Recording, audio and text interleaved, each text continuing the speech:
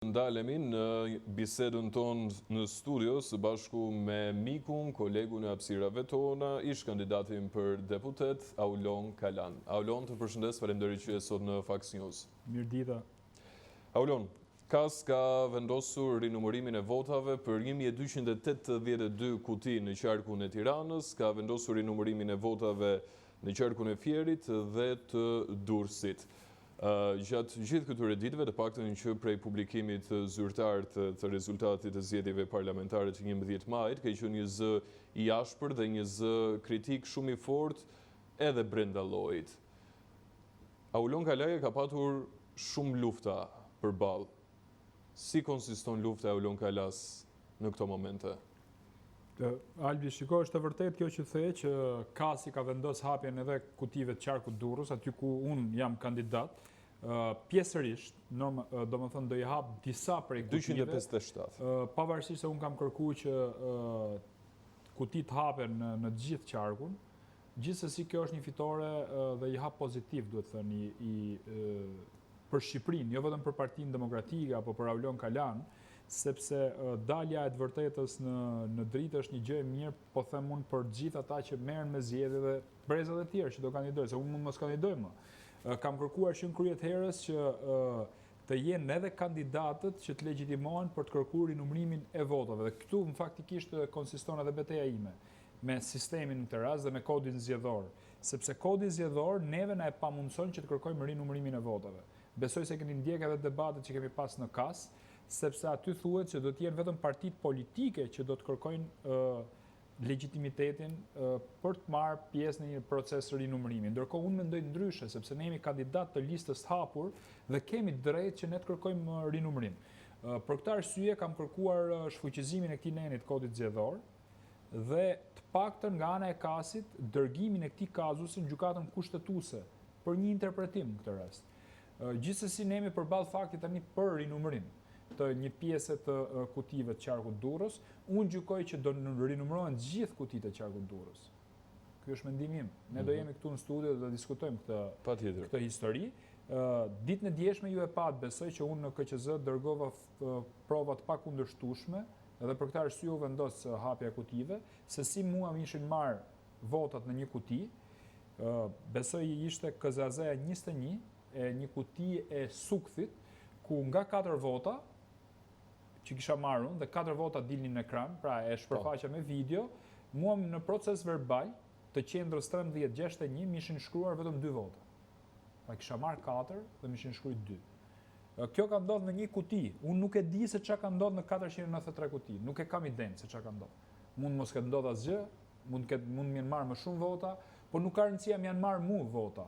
Pra kjo ka shumë rëndësi për mua, po e kam për kauzën, sepse vota janë marrë dhe kolegëve të tjerë në atë 14 që ka kandiduar te lista e hapur e qarkut Durrës.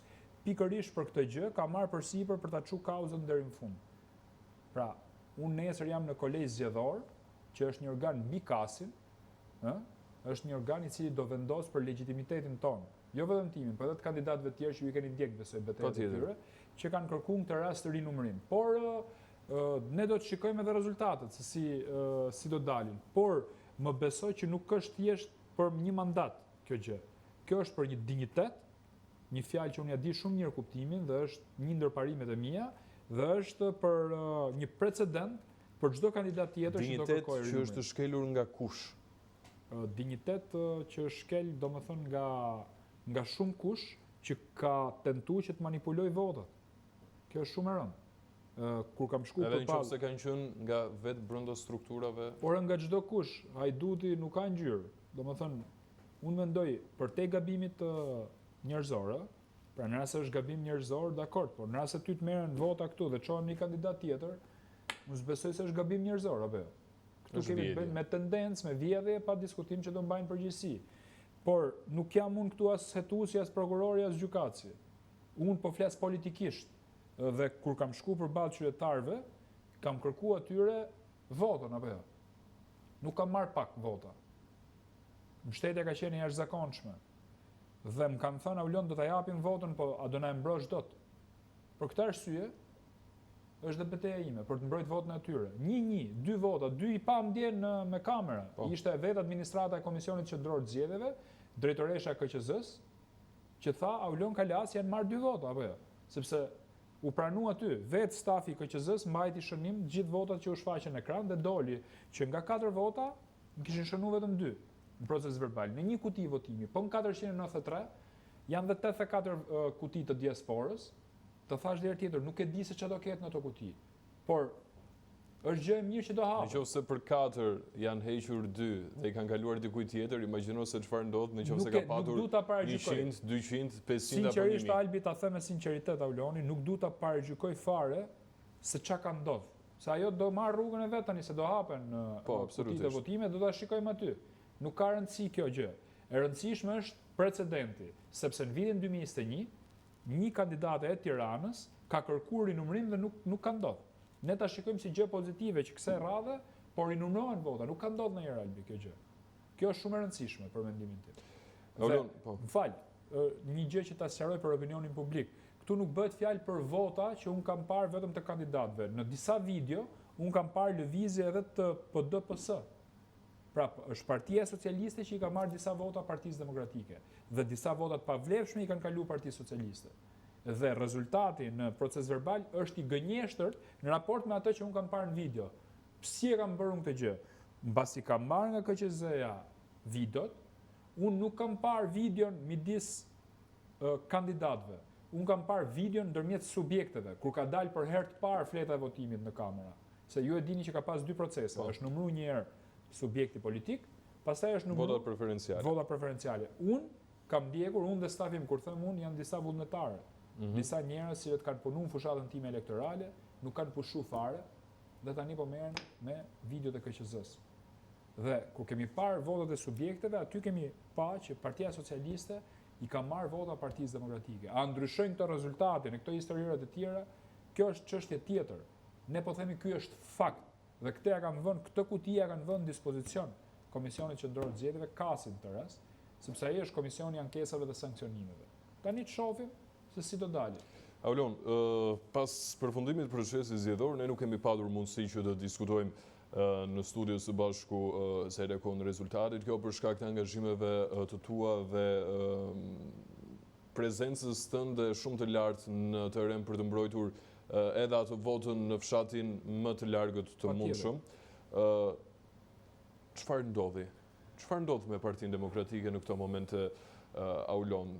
Ka patur nga ata të cilët kanë dalë të pakënaqur nga i gjithë ky proces, ka patur nga ata të cilët kanë fajsuar leadershipin, ka patur nga ata të cilët kanë fajsuar kolegët e tyre, ka patur nga ata të cilët e kanë quajtur fars, ashtu siç thekson edhe vetë kryetari i Partisë Demokratike, zoti Berisha, i cili po ashtu çdo ditë më shumë publikon video dhe raste të manipulimit apo qoftë edhe të vjedhjes, por si qëndron më shumë e vërteta, duke e parë nga një tjetër këndvështrim, duke e parë nga brenda?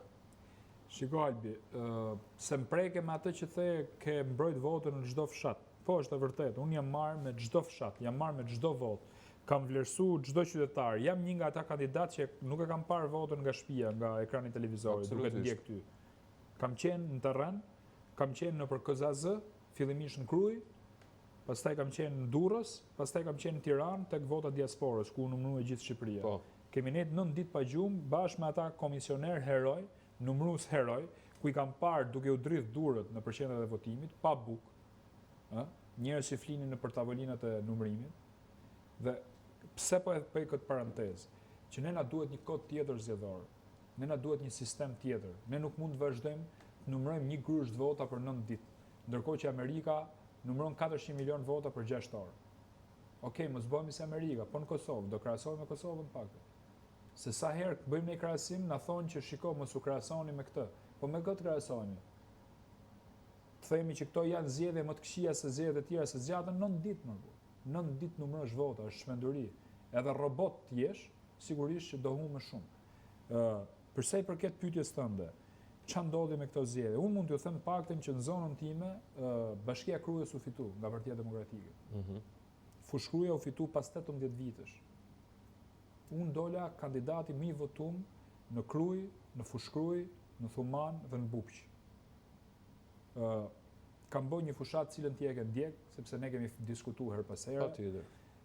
Një fushat modeste, një fushat takime me qytetarët, kontakt të drejt për drejt, i zhveshur nga këto historirat që i ngjonin rëndom kryeqytet e tjerë. Kam bërë fushat autentike, mendoj unë, si politikan jo i racës, që unë jam, politikan Por një frym ndryshe. Po një frym tjetër dhe besoj unë ky ishte mentaliteti fitues dhe që u shpërbly në këtë rast. Përsa i përket situatës makro, që ishte pjesa 2 e pyetjes tënde, unë gjykoj që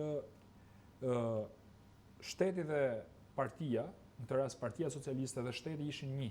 Qeveria përballë nesh luftonte me mitroloz, ndërsa ne luftonim me shpatë druri. Pra, e gjithë administrata shtetërore, mjafton të shikojmë numrin e drejtorëve, sa konkurruan për Partinë Socialiste dhe sa për Partinë Demokratike. Për Partinë Demokratike nuk konkurroi as drejtor për deputet. Për Partinë Socialiste ishte e gjithë administrata, jo vetëm që konkurroi për deputet një shumicë prej tyre, pjesa tjetër ishte backup, pra pas skuintave ose më saktë gjatë gjithë kohës në terren me ta. Kur kemi parasysh, unë kam bërë një sfidë, Albi. Ne në 2013 kemi qenë 83.000 që punonin në administratë. Ne, flas Shqipëria, se unë s'kam punuar në administratë. Unë vi nga gazetaria, kam punuar gjithmonë në gazetari. Ndërkohë tani në 2025-ën njerëzit që punojnë në administratë janë 222.000. Ndoshta janë 222.000 rroga.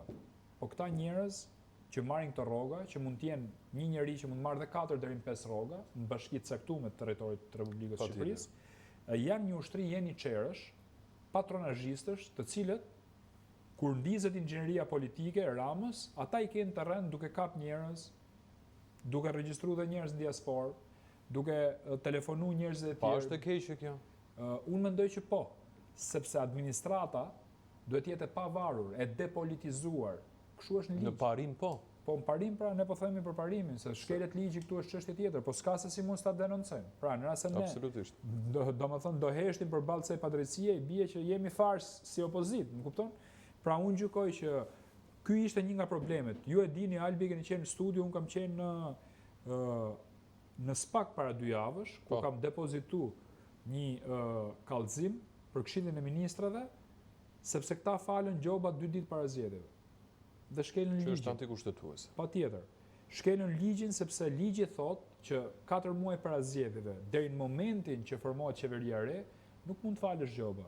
Nuk mund të bësh politika fiskale, nuk mund të bësh tendera, nuk mund të bësh investime këta asfaltin elektoral që bënin këta. Dhe verifikova që kryeministri nuk kishte qenë në këtë mbledhje, e kishte drejtuar tjetër kush mbledhje.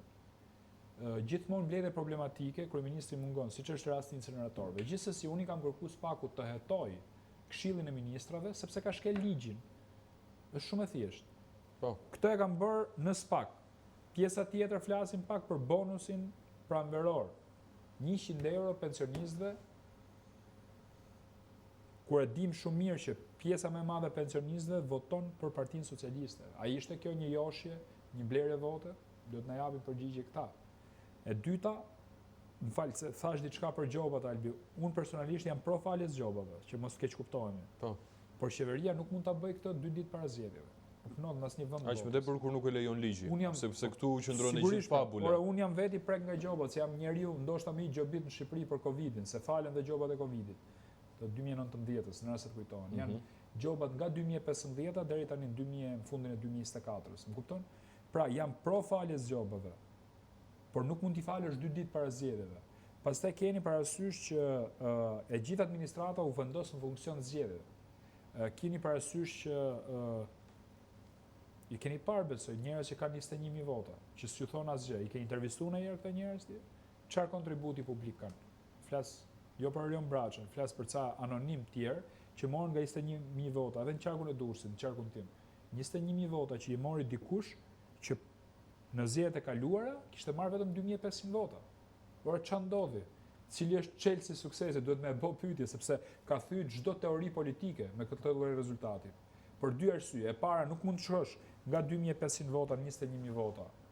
Për 4 vjet ku s'ke bë asgjë, dhe s'ke folë herë në parlament. Dhe e dyta, ke kalu dhe numrin e votave të Edi Ramës. Edi Rama kandidoi në Durrës 2021-shin, e mori 15.000-16.000 vota, mos gaboj, personale. Del ky tani dhe merr 21.000 vota personale. Është çmenduri. Këto quhen mandate me flamujt kuq, siç njihen këto tendrat problematik. Atëherë ku ishte ky SPAK-u në këtë rast? Se nuk është problemi që ka marrë ky 21.000 vota, unë e shikoj pak më ndryshe. 21.000 votat e këtij bëjnë 2 mandate për Partinë Socialiste. Pra në rast se ky nuk do merrte 21.000 vota, unë mund të isha në parlament si mandati 7 i Partisë Demokratike. Kur kemi parasysh që individ caktuar, kandidat caktuar janë tutuar nga krimi organizuar sepse skema e Diramës së radhe ka qenë ndryshe. Marrim kandidat anonim, ja japim grupeve kriminale dhe pesha e grupeve kriminale do duket se sa vota do marrin këto lloj kandidatësh. Kjo është ajo që ka ndodhur. Dhe prandaj unë nuk jam dakord me disa gazetarë dhe disa analistë që bëjnë sikur nuk e shikojnë këtë fenomen, ose si nuk mbajnë qëndrime publike. Minimalisht duhet ta dënojnë, sepse nuk mundet që një njeri që s'ka bërë asnjë kauzë në jetën e vet të marrë 21.000 vota, siç ishte rasti dhe asaj zonjës Zënjush nga Elbasani, apo jo? Po. Apo në Fier, apo në vende të tjera. Pra, unë mendoj që SPAK-u do duhet të jepte një përgjigje këtyre rasteve. Prandaj, unë nuk dola për populizëm kur thash që vendosni telefonin tim përgjim, që i thash SPAK-u. I thash, i rash pragut që dëgjonte dera në këtë rast, sepse unë po shikoja që kandidatë caktuar kishin kontaktet papërshtatshme, qëndronin me banda kriminale, bleshin vota në emër tyre nga banda kriminale për ta, apo jo, kishin biseda telefonike për ta. Unë mos i gëzofsha kurrë në jetën time, unë nuk i dua ato vota, nuk di, dhe mendoj që këta njerëz janë koka turku dhe nuk do ta gëzojnë parlamentin. Do ikin nga i parlament. Ndoshta mund mos kenë fatin as më u betu fare. Pra, pse ti mora të gjitha këto? Për me kuptu pra se këto janë zgjedhjet. Këto janë zgjedhjet që u ndërmorën kësaj radhe. Dhe ne duhet mbajmë qëndrime publike, Albi. Po si do t'i përcillet kjo qytetarëve të Shqipërisë, që edhe ai që mbase nuk arrin do ta kuptoj, të arrit të kuptoj këtë që ka ndodhur. Se këtu kam përshtypjen që ndronë gjithë betejë e opozitës. Se po ja, ne po bëjmë një gjë në këtë rast me këtë bisedën tonë. Unë besoj që duke qenë sa më të kuptueshëm me njerëzit, duke ia shpjeguar sa më thjesht, se në fakt kjo është një histori banale në vetvete. Pra, një grup kriminal merr një kandidat dhe jep 21.000 vota. Kaq e thjesht është fabula. Nuk besoj që këta e gjejnë për herë të parë nga ana ime. Po të shkosh te kafja lagjes në për zonat caktuara e kuptojnë, sepse janë viktimat kësaj gjëje. Unë mendoj që ne nuk e kemi më të vështirë për në Shqipëri. Më e vështirë është për faktorin ndërkombëtar, për me i bind, që unë e përshëndes në këtë rast, EPP-n, pra që janë partitë popullore, që janë partitë më të mëdha që vendosin sot në Europë, janë majorancë, që do bind një mision fakt mbledhës në Shqipëri. Besoj se e keni ndjek se ju jeni gazetari vëmendshëm. Shiko, patjetër, dhe jo vetëm Partitë Popullore Europiane, ka patur grupime të ndryshme të cilat kanë shprehur idenë e dërgimit të një misioni fakt mbledhës. E marrim të qëndësishme, do ta dërgoj misionin fakt mbledhës.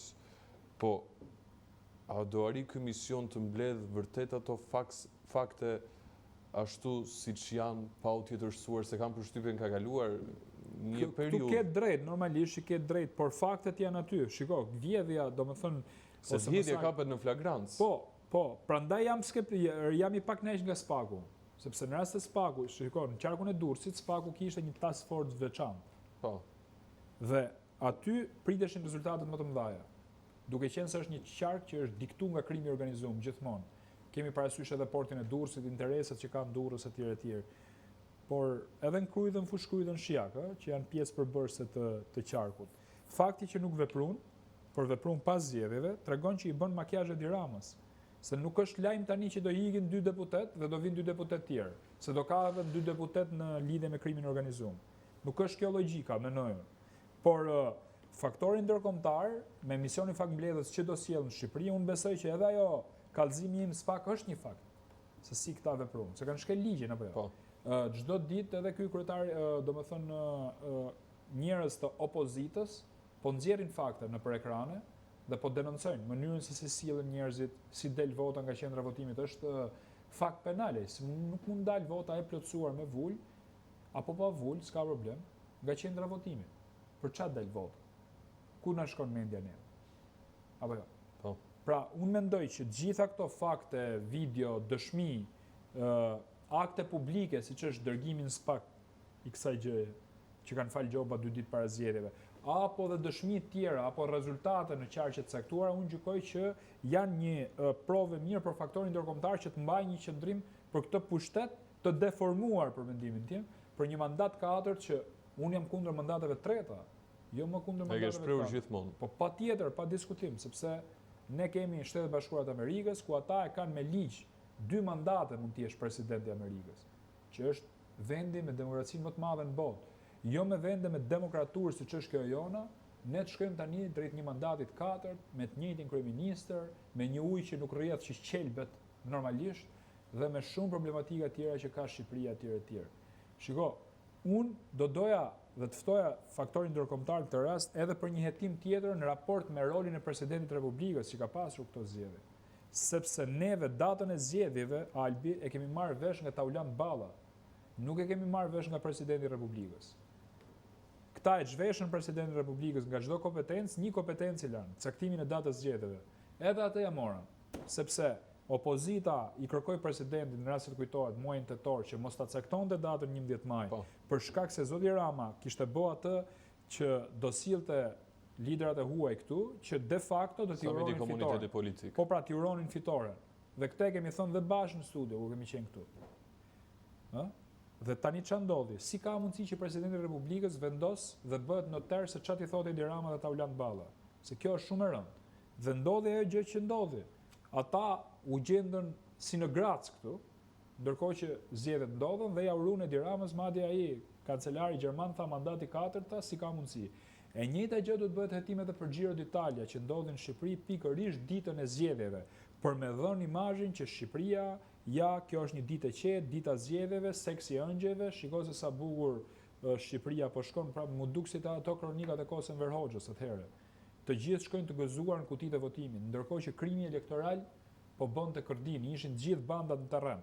Pra këto dy momente duhen parë me vëmendje dhe prandaj duhet hetim dhe këto institucional në këtë rast, për të parë dhe për të shikuar, pra për të denoncuar në këtë rast mënyrën se si ka funksionuar shteti, sepse nuk kemi shtet, kemi një individ që quhet Edi Rama, nuk kemi president, kemi një individ, nuk kemi pushtete të ndara me atë parimin check and balance, kemi një pushtet në një dorë në këtë rast. Prandaj të gjitha këtë janë bërë në funksion të fitores Edi Ramës. Mendoj që edhe këto fakte do duhet që t'i jepen ndërkombëtarëve për me kuptu se si funksionon Shqipëria. Unë nuk e di a do ta kuptojnë ata këtë gjë. Nuk e di unë a do ta kuptojnë analizën që bëm neve që krimi organizuar ka marrë një kandidat dhe i ka dhënë 21.000 vota. Po ne do mundohemi t'ia shpjegojmë. Faleminderit shumë që ishe sot në Faks News dhe patjetër që do të jemi edhe në hapësira të tjera së bashku. Rinumërimi do të vijojë. Patjetër, faleminderit Albi. Pak publicitet.